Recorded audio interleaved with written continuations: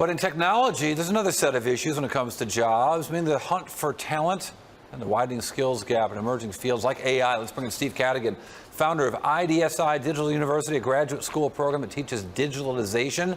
Before that, he was at LinkedIn. Steve, the jobs report I thought was actually really interesting. Sorry, there you are from my right shoulder. Jobs report, very interesting because, it's widely dismissed because of the hurricane effect, but you could see some long-term trends in the economy reflected in this report. Yeah, you can. And what's going to be really interesting is to see what happens in the months ahead, where the real retailers are going to go at it, preparing for holiday sales.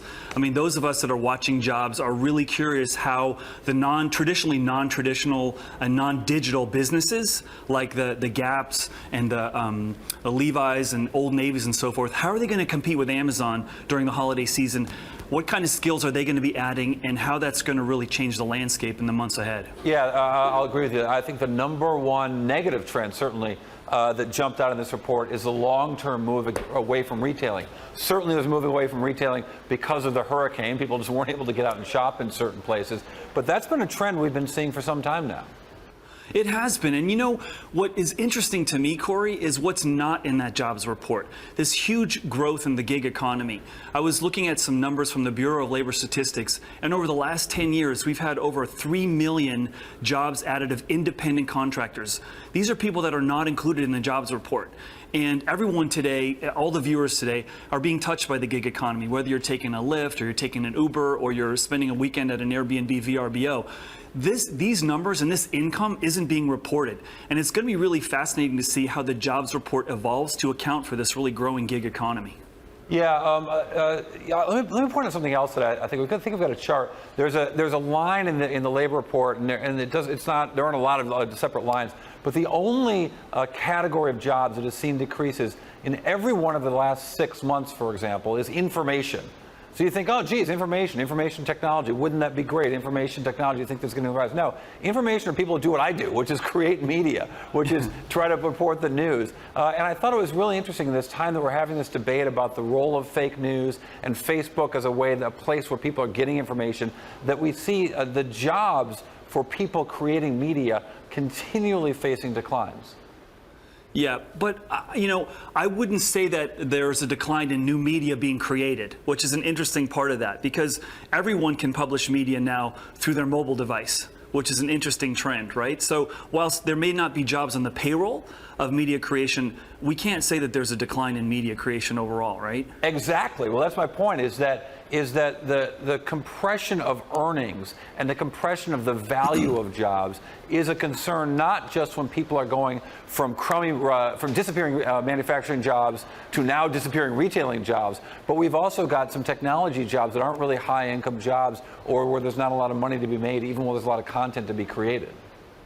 Right, but the thing that's not reflected in this jobs report that I'm seeing and talking to employers all over, and in our university, ISDI University, I mean, we deal with lots of organizations that are really struggling to find the skills in things like e-commerce and data analytics. And so this whole information category, if you will, is really exploding in lots of different areas. And that's why my colleagues and I founded this university, is to really try to address this shortage of talent in this new way of doing business, this new digital economy.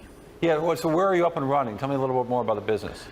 Yeah, so we opened the school in September. We have a live class of 25 students right now who are really excited about what we're building, and we're also launching an online university this October. And what we're finding, and when we talk to employers, is that they're super excited to have a school that's providing students with everything from digital strategy all the way through to digital design, user experience, content, understanding social networks. And when we talk to companies, go back to the retail industry, for example. When you talk to people who want to compete against the Amazons, and what do they have, like 50,000 open jobs right now, and they're looking for a new headquarters. But when you talk to the competitive retailers right now, they want people that can help them have the skills to compete with an Amazon. And those skills are in short supply, and that's what we're really going after at ISDI. And it's also really interesting to me that you're starting from the notion of what employers want, as opposed to what students think they're going to want, or workers think they're going to want to get to the next level. Yeah, and this is the hard part that I get asked a lot. hey, Steve, what are the most important digital skills that I need today? And my answer to that, and our answer to that for our students is, listen, don't you want to be equipped for the skills that you're going to need tomorrow? Because we know what's needed today, but we also know they're going to be different 5 years from now. So this concept of agility, this concept of a growth mindset is super important. And that's the approach that we take in how we teach our students and how we think about the learning process. And finally, talk to me about enrollment. What do the students look like? Just about 30 seconds. Okay, so our average age of our students is 40 years old. We have everyone from people who are in digital marketing to people who have their own businesses to writers looking to found their own business.